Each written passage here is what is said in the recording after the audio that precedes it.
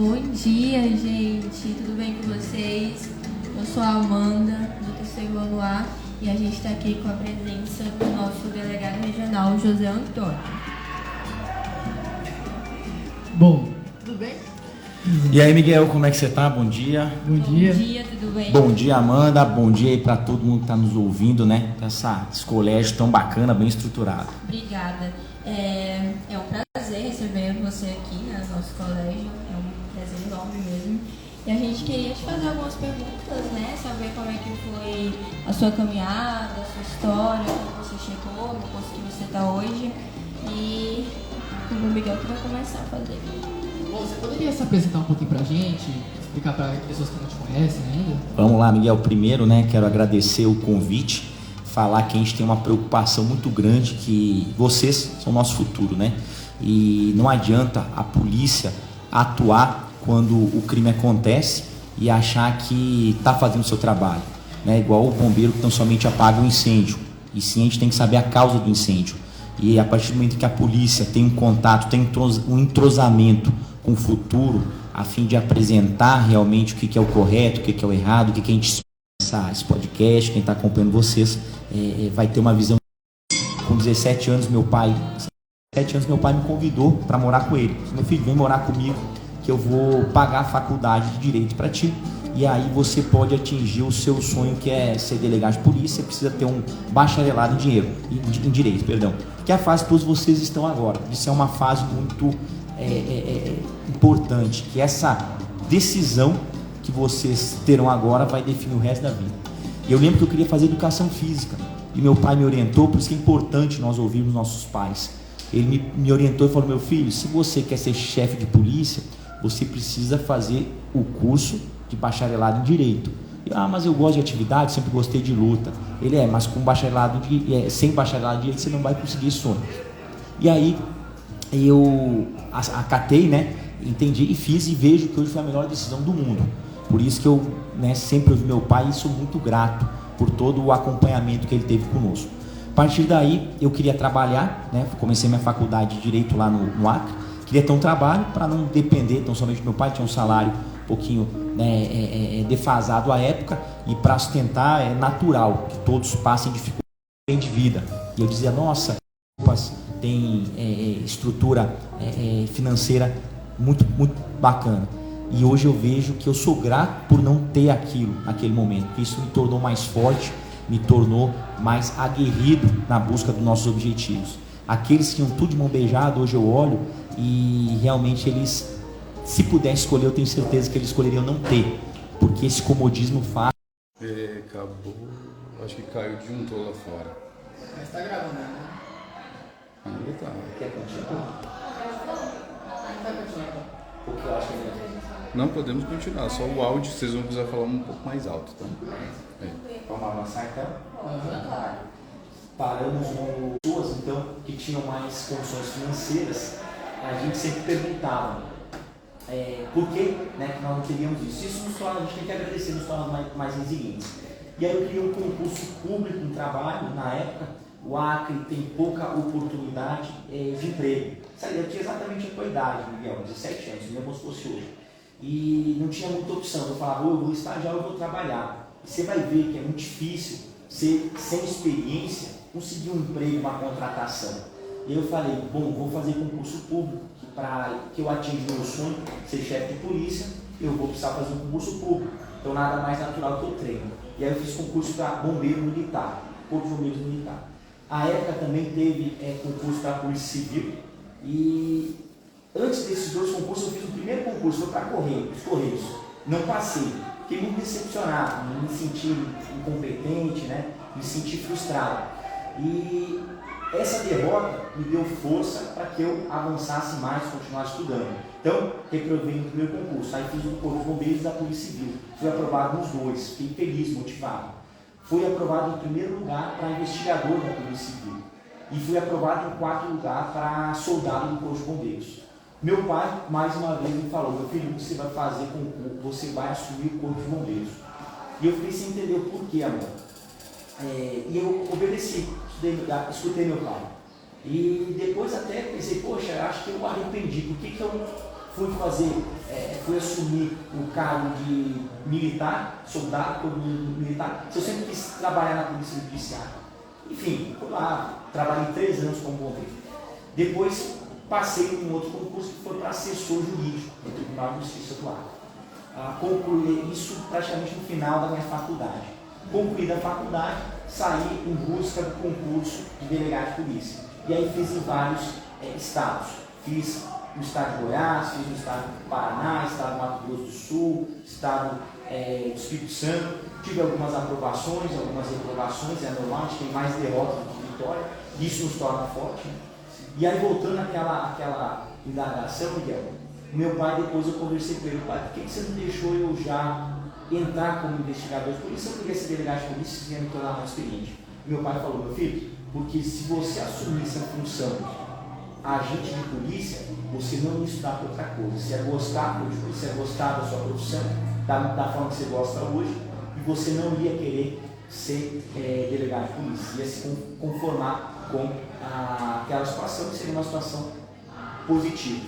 Então, mais uma prova, Miguel, do quanto a gente tem que escutar os nossos pais.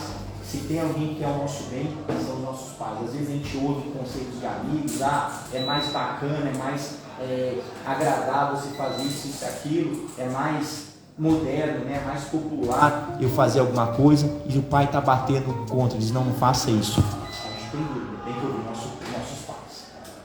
Fiz um resumo rapidão, Miguel, aí você vai provocando aí, tá? Tá certo. Mas é realmente isso, porque o que você pensa sobre assim, pessoas que estão querendo fazer esse curso e pessoas que estão com uma expectativa muito alta? Porque às vezes nem sempre o que você quer agora é o que você precisa agora, né? Às vezes você precisa passar por outras coisas, outros cursos, concursos, para você realmente chegar no que você quer. Isso, Miguel, essa pergunta... O que é a realidade, né? Essa pergunta sua aí, Miguel, é muito importante. Eu via alguns colegas e que eles já queriam realmente chegar naquela etapa final. E eu falo, pode acontecer, pode, mas é muito difícil, é raro. É natural que tenha essa ascensão. E o que a gente precisa para isso, Miguel, é ter humildade, ter cabeça no lugar, ter muita sabedoria e aprender com o erro dos outros. Ouvir as pessoas que querem nos ajudar. Então, quando a gente tem um objetivo, eu falo com a Amanda, você tem cara que quer medicinar, eu quero agora primeiro fazer técnico em enfermagem.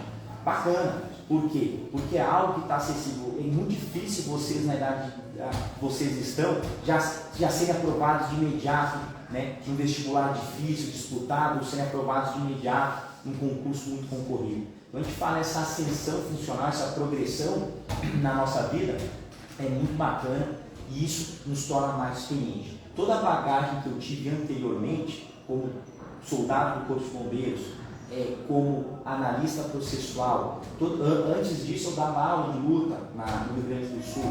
Tudo isso me tornou experiente e me ajudou muito a hoje chefiar mais de 150 policiais. Isso me tornou mais maduro, porque a partir do momento que eu, como soldado, eu era subordinado a absolutamente todos, a hierarquia militar. Sei que a gente estava conversando antes, tem uma pretensão militar, você vai ver que a hierarquia e disciplina é o que vigora o militarismo. E eu ficava incomodado em receber ordem de todo mundo. E algumas determinações eram de maneiras desrespeitosas, sem respeito. E eu falava, eu digo, olha, quando eu assumi a chefia, que eu tanto desejo, a primeira coisa que eu vou ter que cuidar é com a humildade, é tratar todo mundo bem. E eu vejo que quem passou, quem nunca recebeu ordem, tem dificuldade de mandar. Porque se você nunca foi mandado, como é que você quer mandar? Então é interessante sim, Miguel, que haja essa progressão funcional, que a gente foque lá no final no nosso objetivo, no nosso destino. O que eu quero? Quero ser médico, quero ser advogado, quero ser professor, mas é algo aceitável, é algo saudável, que antes disso nós passemos por outras etapas da nossa vida a fim de atingir esse objetivo. Contigo aí, Miguel. Não sei se foi claro. Bom, você já falou, que a carreira policial do seu pai, continuando, você foi vivo, agir a sua parte do seu pai, seguir os conselhos dele e ter dado certo,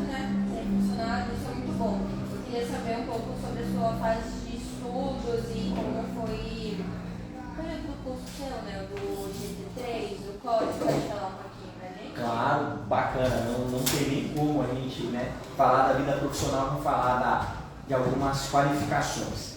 Então, antes de eu ingressar na polícia, eu sempre fui direcionado para o concurso público. E eu nunca fui, Miguel e Amanda, aquele aluno nota 10. Até me arrependo por isso, que aqueles colegas sempre tiraram 10, eu fui aquele aluno sempre mediano. Gostava de luta, sempre um pouco acelerado, era bagunceiro.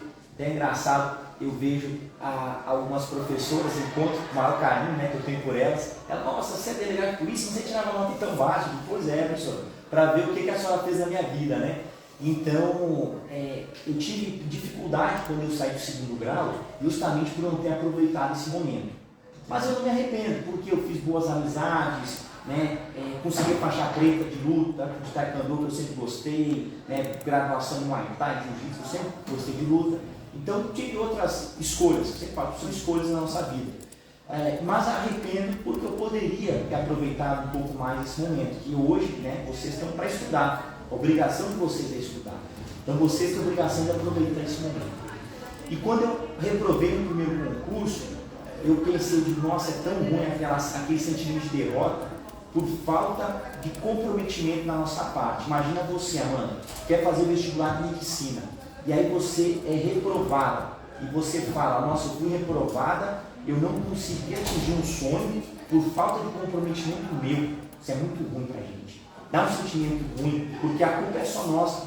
O vestibular não interessa, o concurso público não interessa se tem 1 milhão de candidatos, porque a grande maioria dos candidatos não atinge a pontuação mínima, não atinge a pontuação de corte. Então, a gente está concorrendo conosco mesmo. Basta a gente fazer uma pontuação aceitável, basta eu tirar uma nota boa, que eu vou estar onde eu quero estar. E a partir desse sentimento, eu fiz uma promessa. Eu ajoelhei, sempre sou muito devoto a Deus, ajoelhei e prometi, digo, jamais eu vou deixar de ter uma conquista por falta de esforço. Então, a partir desse momento, eu falei, vou fazer tudo que tiver ao meu alcance. Então, se eu não for aprovado, vai ser porque Deus não quis, porque não era para eu ser aprovado, mas jamais vai ser por falta de esforço meu. Então, quando eu tive essa primeira derrota, eu falo que foi positiva essa derrota, eu passei a focar, a tratar como prioridade o meu objetivo. E aí meu pai às vezes ele tinha que me tirar da sala de estudo. Ela era muito quente, não tinha condições de ter ar-condicionado. Vem que vocês estão bacana no ar-condicionado aí, tá tão no luxo vocês. Eu tinha um ventiladorzinho, né, os mosquitos mordendo a gente. E ia estudando lá, 10, 15 horas por dia. Parava só para fazer um lanche, voltava a estudar. Final de semana era o tempo que eu mais estudava, 10, 15 horas. E aquilo me acompanhou até a minha aprovação. Passei para o Corpo de Bombeiros, eu tirava plantão estudando. A gente tem um quarto de hora, se você for militar, você vai saber o que é isso, é ralado. Você está lá madrugada, né, tendo que fazer vigia. Eu estava lá com o olhão aberto e o outro lendo. A gente usa o jargão papirando. E até um desses objetivos, eu queria ser delegado de polícia. Meu objetivo principal era ser delegado de polícia federal. E estudava muito para isso. E fiz a prova também, tive essas aprovações, né, quando já no início, né, eu falei dessa trajetória. Fiz vários concursos, já tinha algumas aprovações, tive aprovação no Paraná, tive aprovação no Espírito Santo e Goiás. E aí chegou a prova que eu tanto queria, que era delegado federal. Não fui aprovado por uma questão.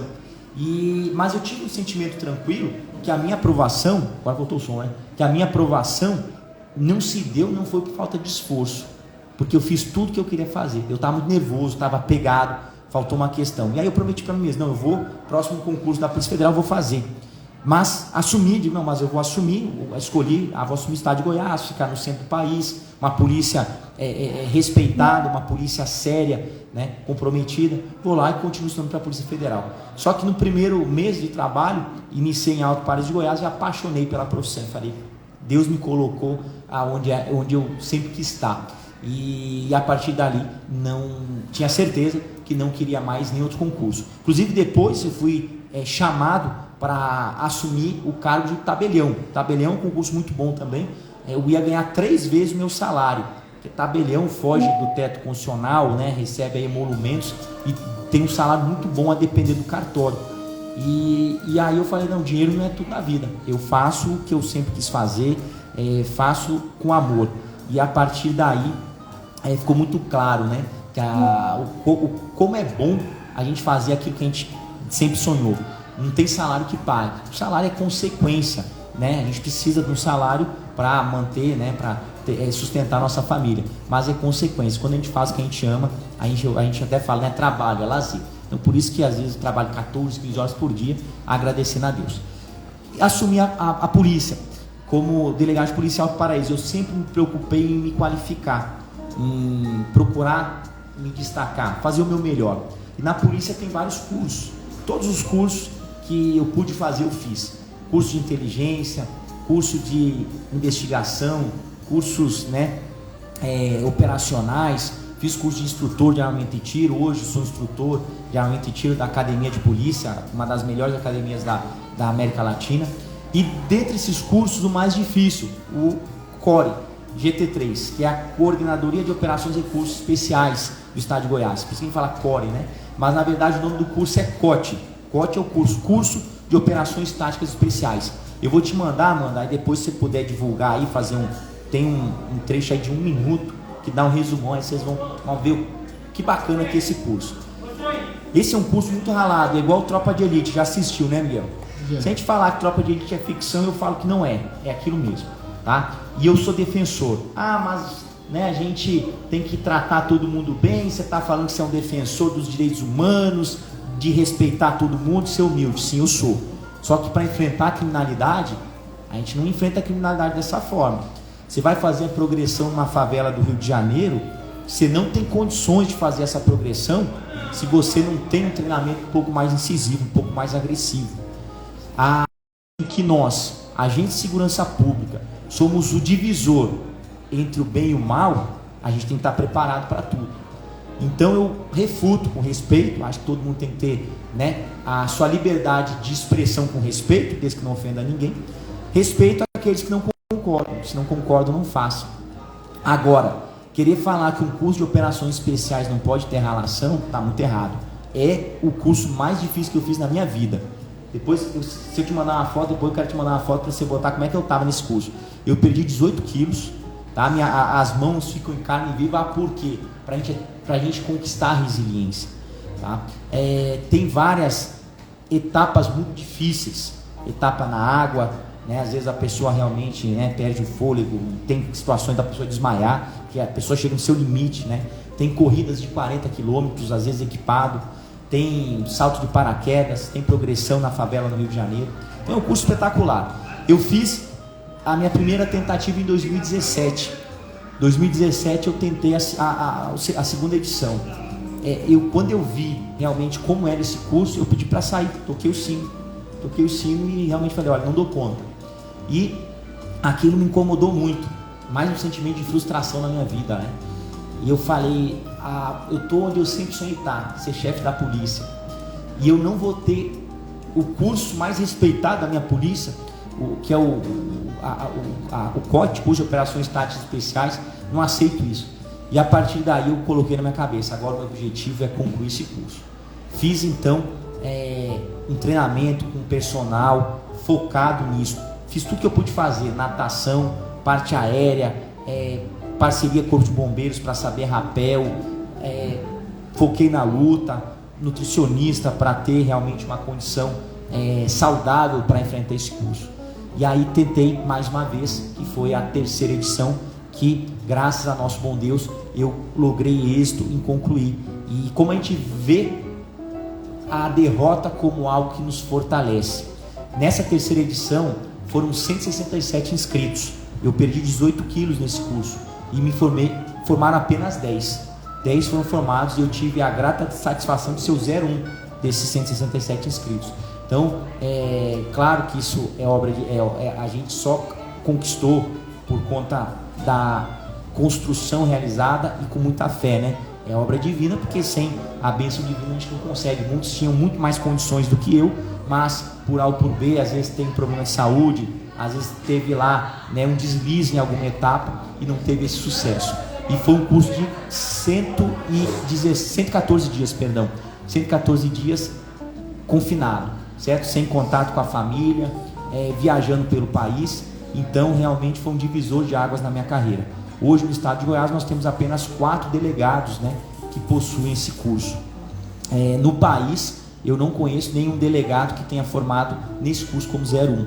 Então, realmente é uma responsabilidade, né? Por isso que quem segue a gente lá nas redes sociais vê que eu sempre enalteço muito o escorpião.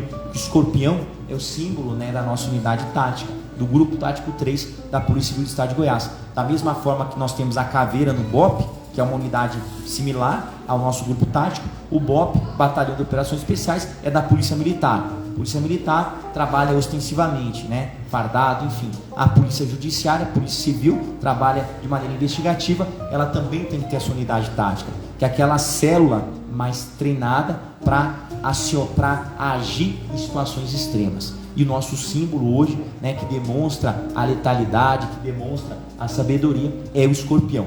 Muita gente pergunta, o que significa? Significa isso, é sinônimo de letalidade, sinônimo de esperteza, sinônimo de algo ardiloso, que o escorpião é ardiloso, né? Ele embrenha nos locais sem ser percebido. Então foi o animal que a instituição entendeu como mais representativo para essa unidade tática. Não sei se me fiz claro, Miguel. Tranquilo. Foi muito inspirador e você dizer isso, é muito importante para pessoas que pensam em seguir essa carreira, uma motivacional a mais, né? Eu queria saber como foi o modo de entrada de tudo isso, porque eu imagino que sempre tem alguém para julgar e para falar mal. Por exemplo, tem muitos familiares que falam para os seus filhos que, tipo, o filho fala, eu quero seguir carreira policial, eu quero ser militar, e a pessoa tem um grande preconceito, uma pessoa que detesta o militarismo e etc. Com muitos preconceitos. No seu modo de entrada aí, teve muitos julgamentos de familiares, das pessoas em volta? Como que foi isso aí? Miguel, realmente eu acho que nós temos mais pessoas para nos desanimar do que para nos animar. Isso é uma regra para a vida. Eu falo que eu sou um pouco mais experiente que vocês. Entendam, vocês não vão ter sempre pessoas que vão pegar a mão de vocês e vão querer que vocês estejam lá no topo. Muito pelo contrário. Infelizmente, pessoas são egoístas, são individualistas. É bom a gente estar rodeado de boas pessoas. Claro que nós temos muitas pessoas boas, mas o sentimento, da pessoa galgar conquistas difíceis, ela, mesmo que de maneira inconsciente, ela incomoda aquelas pessoas que não estão motivadas, que não estão dedicadas, que estão mais distantes desse sonho. Eu sempre falo, todo mundo pode alcançar o que quiser, basta querer. Só não vai alcançar se desistir. E aquela pessoa que não quer ter esse comprometimento, quem que quer estudar 15 horas por dia, Miguel? Largar o futebol, largar a conversa com os amigos, o passeio na cidade. Mundanos, né? Difícil, poucos querem. E esses que não querem vão ser os primeiros a apontar. O Miguel é louco, o Miguel está delirando, vai fazer algo que vai ser impossível para ele. Então, falo que realmente muita gente desestimulava, muitos falavam, você não tem condições de passar, você não é capaz, você veio do interior do Rio Grande do Sul, você mora no fim do mundo, que é o Acre. Eu me formei na pior faculdade, falo com muito orgulho, numa das piores faculdades do país, certo? Com avaliação pelo MEC-D, tá? Vocês aqui, hoje Goiás é referência em educação, vocês com certeza a avaliação de vocês é A. Não sei se estou errado, me corrijam, o professor está confirmando. Imagina eu numa faculdade querer um dos concursos mais difíceis do país, uma faculdade D.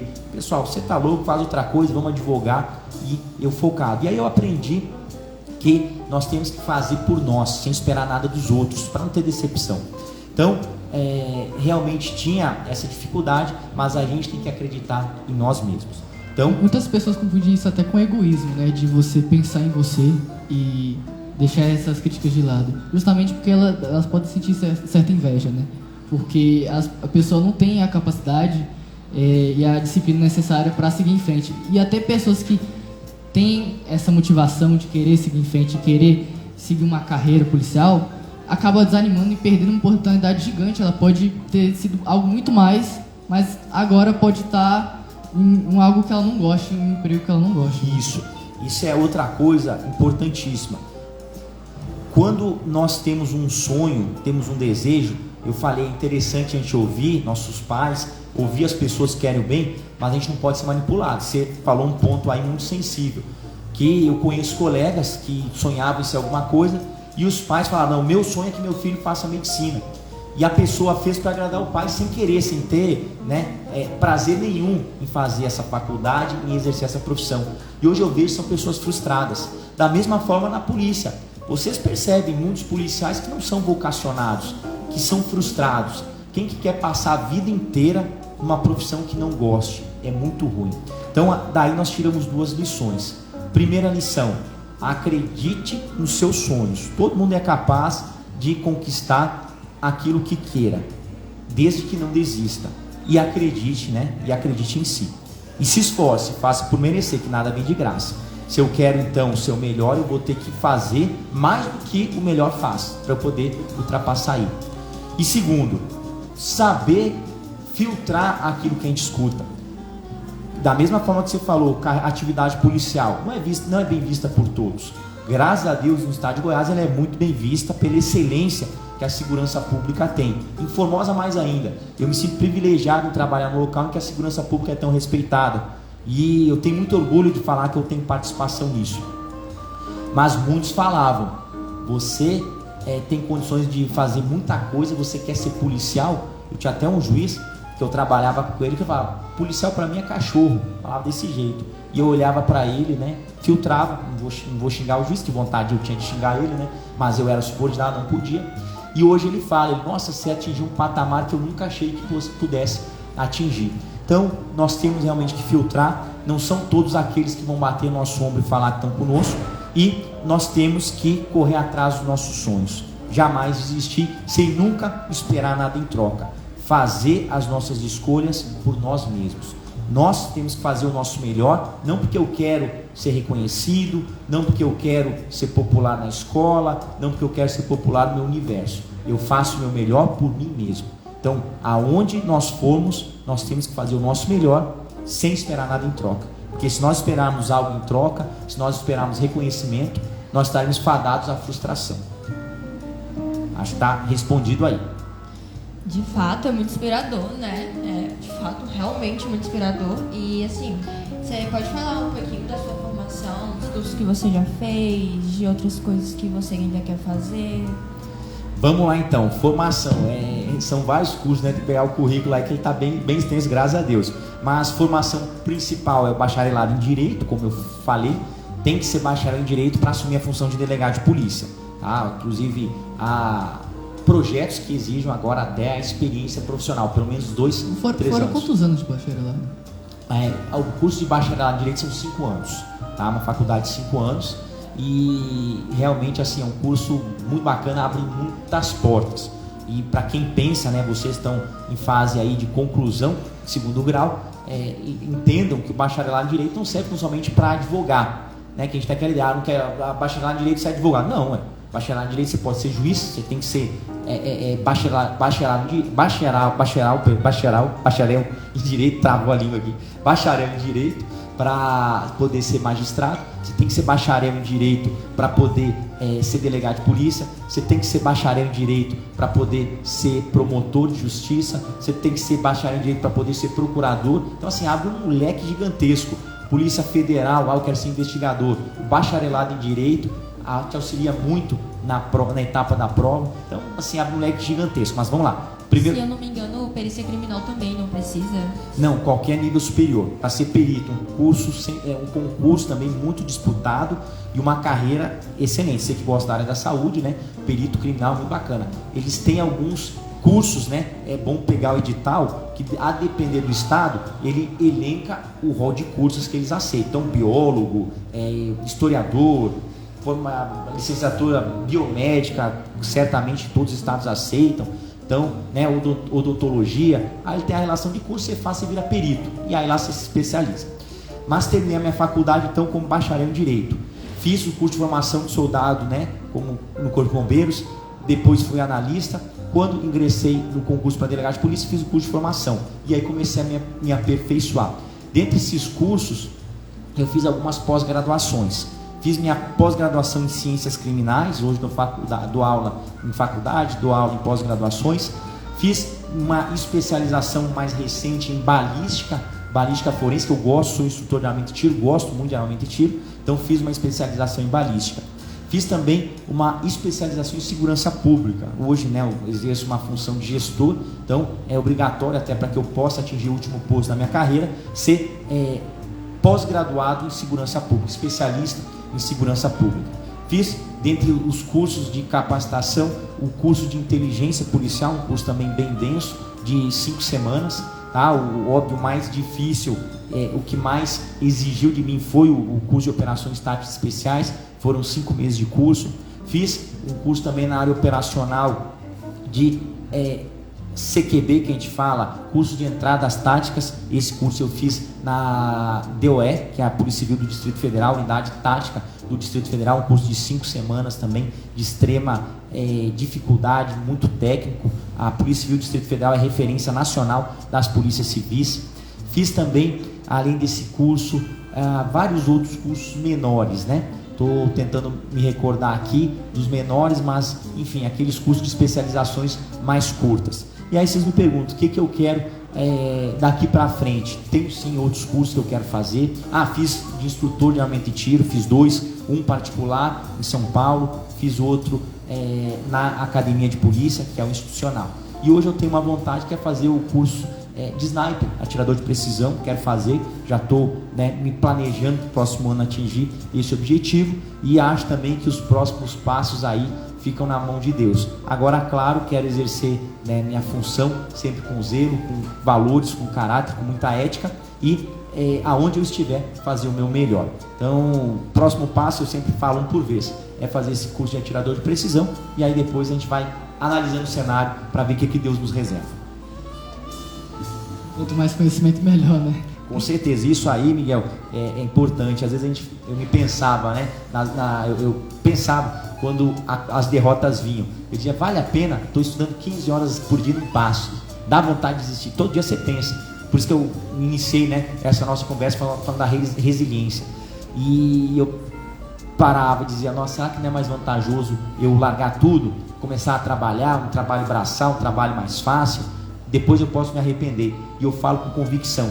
A única coisa que ninguém tira da gente é o nosso caráter, o nosso nome e o nosso conhecimento. Então, todo esforço é válido, jamais isso vai ser retirado. E se não deu certo aquele objetivo que você sonhava como principal, você vai aproveitar isso para qualquer outra coisa. Vocês, na fase que vocês estão, vocês têm que aproveitar ao máximo.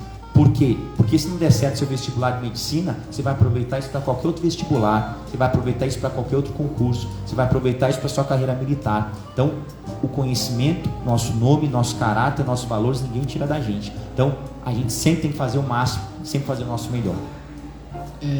É aquele ditado, né? Conhecimento é poder. E falando de poder, o que você acha sobre policiais, como você disse, alguns frustrados que não queriam ter entrado nessa carreira policial, aqueles policiais que abusam do poder dele, da autoridade dele? Porque, lógico, tem os preconceitos da sociedade, mas realmente tem uma parte policiais, a minoria, graças a Deus, que abusam do poder e que realmente não fazem o seu papel, né? A gente percebe que acontece com frequência, né? E isso acaba descredibilizando todo um departamento, né? Toda uma profissão, todo um esforço, todo um estudo. Isso. É um assunto sensível, mas tem que ser enfrentado. Pessoas são pessoas. Qualquer ambiente que a gente conviva, nós temos os bons profissionais e os maus profissionais. Temos as pessoas corretas, as pessoas íntegras e aquelas pessoas que não têm integridade nenhuma. Não diferente da carreira policial, isso existe. Agora, é claro que a gente tem que tratar isso, certo? Reprimir isso de maneira incisiva, de maneira enfática. Graças a Deus, igual a Amanda falou, isso é minoria. Porque se fosse maioria, aí algo está errado, né? Aí tudo está errado. Tem que mudar todo o sistema. Mas, graças a Deus, isso é minoria. E qual que é a política de enfrentamento nossa, da nossa gestão, política de enfrentamento do estado de Goiás? Não há vez para policial que descumpre normas, certo? Uma coisa é o policial estar trabalhando, certo? Está exercendo sua função heróica, a função que ele exerce, policial dá vida para salvar. Então a gente tem que tratar, não falo isso porque eu sou policial, muito antes de ser, eu já defendia isso. Quem que quer dar vida, Miguel? Igual o médico é herói, professor perde seu tempo para ensinar vocês. Esses profissionais são heróis. Que profissional quer dar a vida pela sua? A gente tem que respeitar esse profissional. Esse tratamento é dado. Agora, quando há um desvio de função, um ato arbitrário, é claro que tem que haver uma repressão, e essa repressão tem que ser incisiva, tá? Policial, a gente fala, tem indício aqui em Goiás praticamente nulo, não me recordo esse ano de ver, mas em alguns outros estados a gente vê envolvido com corrupção.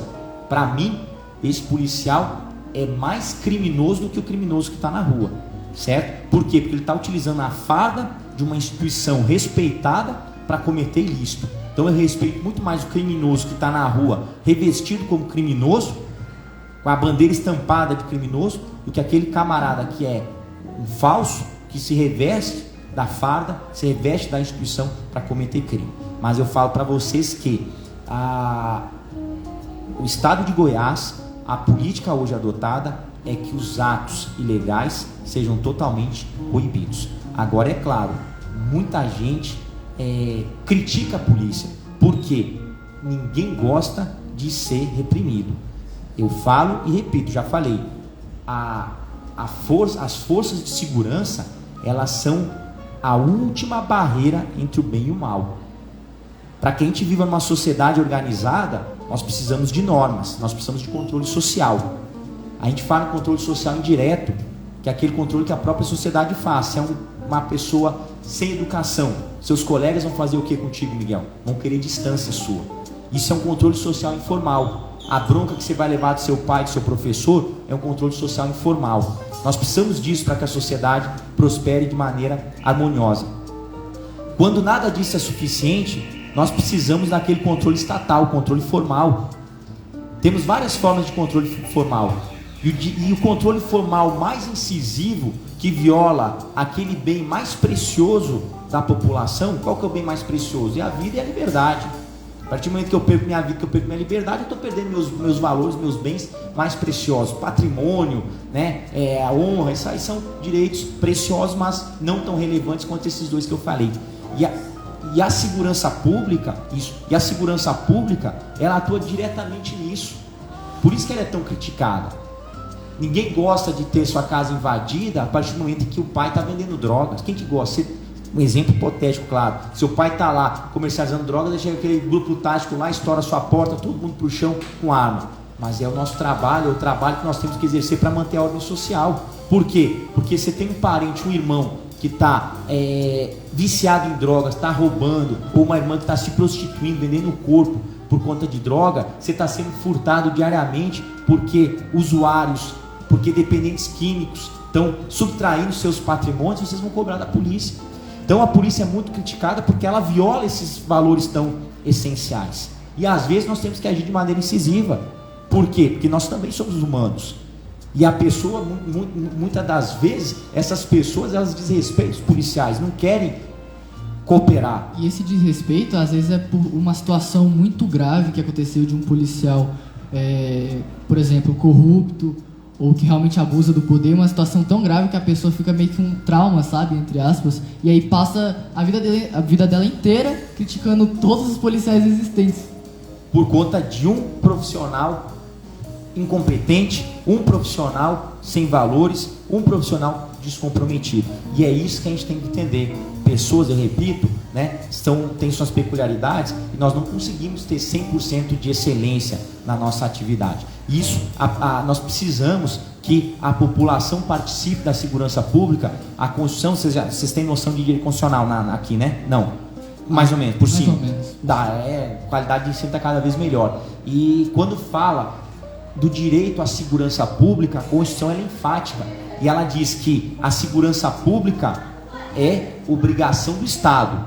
O Estado tem que ofertar segurança para todos nós, mas ela é de responsabilidade de todos. Então nós precisamos dessa participação. Se teve um assunto pontual contigo, Miguel, o policial foi desrespeitoso comigo, eu não posso generalizar, eu não posso ter o policial como inimigo, eu não posso, né, querer a polícia longe, porque eu vou precisar da polícia mais cedo ou mais tarde. Por isso que nós adotamos aqui na região de Formosa políticas de agregação. Não sei se vocês têm conhecimento. Nós cada vez mais tentamos aproximar a segurança pública da sociedade bem, porque isso é bom para a gente. Inclusive, falando, né, com nossos professores, a gente tem total interesse em ministrar palestras, em explicar para vocês qual que é o papel da polícia. Nós, periodicamente, realizamos ações sociais, na qual nós distribuímos cestas básicas. Eu lembro que a primeira vez que eu fiz isso, a viatura entrou num bairro menos favorecido, e o pessoal, a criançada, começou a correr da viatura. Eu falei, isso está errado.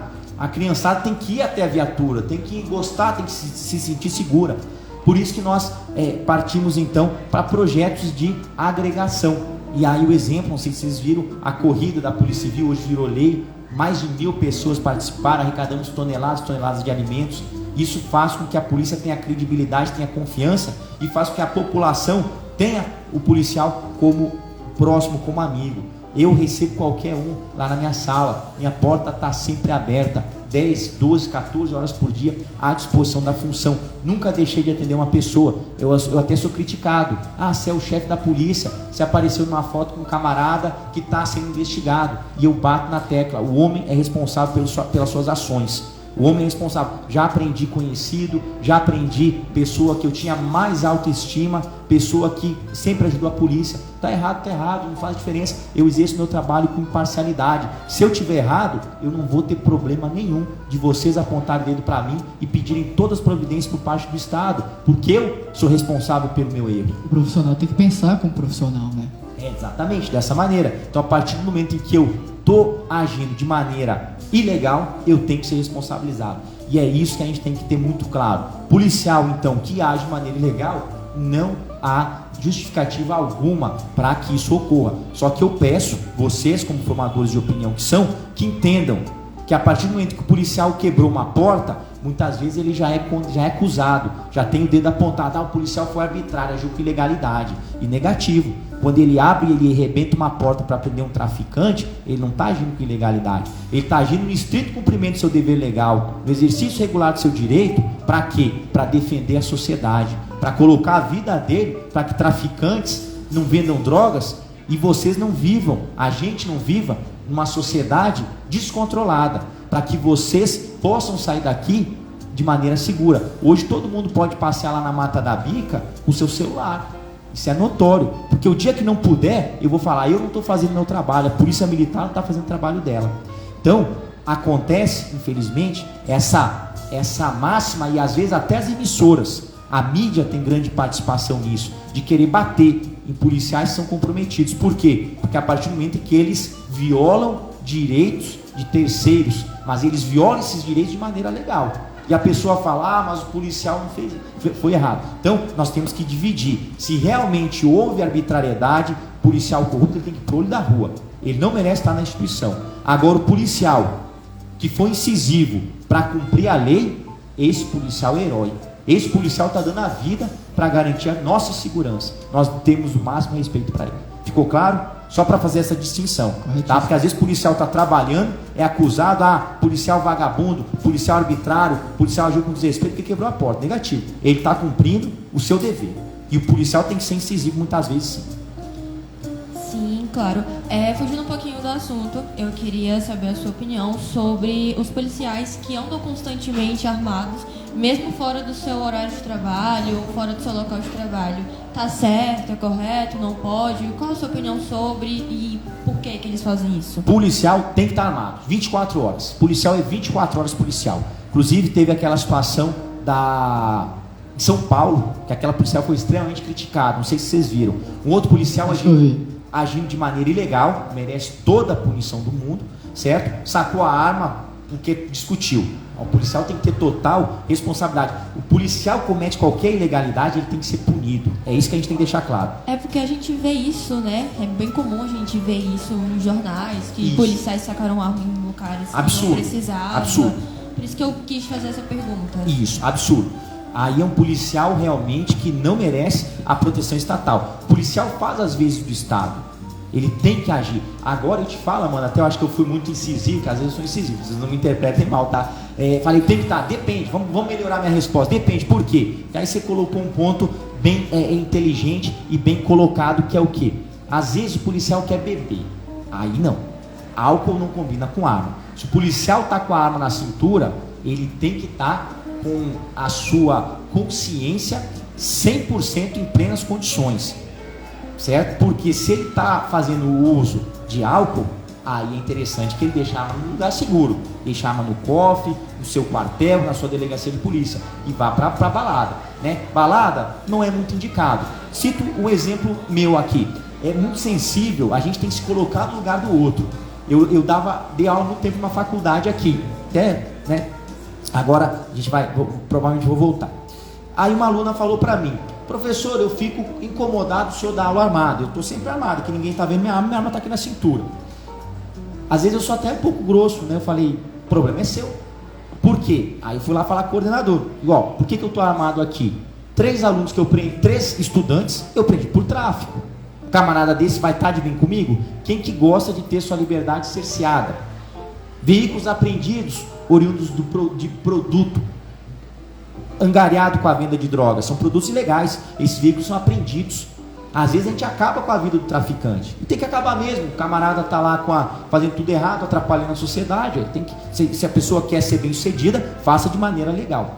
Então é muito difícil exigir que o policial vá dê uma aula armada, se tem pessoas que não gostam dele. Aí pega o cara com uma faca, uma tesoura, vai lá matar o policial. E aí? É uma vida, é uma pessoa. Então o policial tem o direito sim de andar armado, só que ele tem que ter muita responsabilidade, muito bom senso. De quê? De que se ele for fazer ingestão de álcool, deixar no local seguro. Se ele for ministrar uma palestra, dependendo do ambiente, ele tem que saber se realmente é conveniente.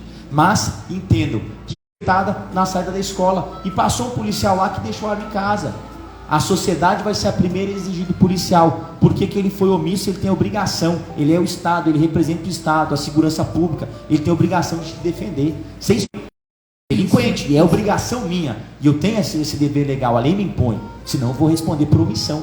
Imagina se não tiver armado.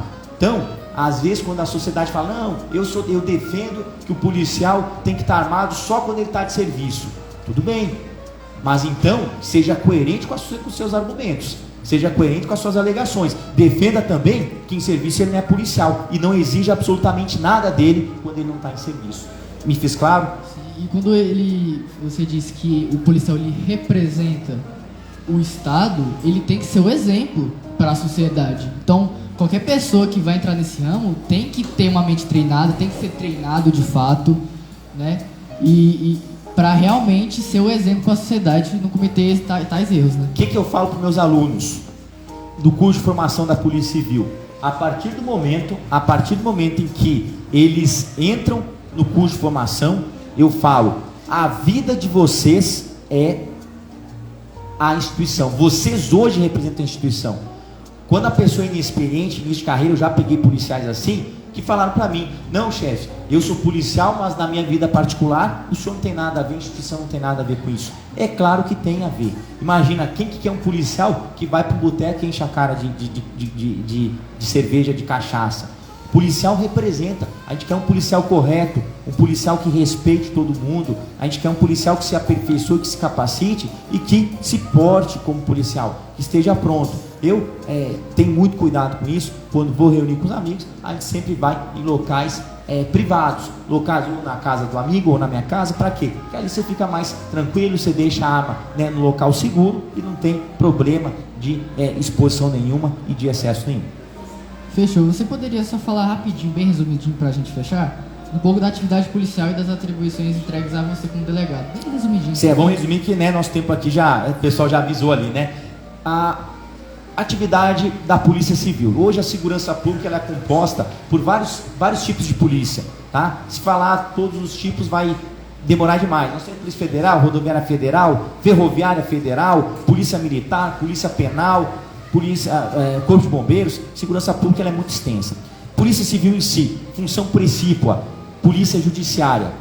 Ela se divide em Polícia Judiciária e em Polícia Investigativa, que ela apura, elucida fatos criminosos. Ou seja, a polícia investigativa, após o cometimento do crime, ela é acionada para elucidar, para retratar a realidade fática que ocorreu e apontar o autor. Então, aconteceu um crime de homicídio, a polícia é acionada, a polícia investigativa é acionada para retratar a realidade fática e dizer quem foi o responsável por esse crime. E aí indicia o responsável, o promotor oferece a denúncia e há início à ação penal, o processo. A polícia administrativa é aquela polícia que atua preventivamente, antes do cometimento do crime.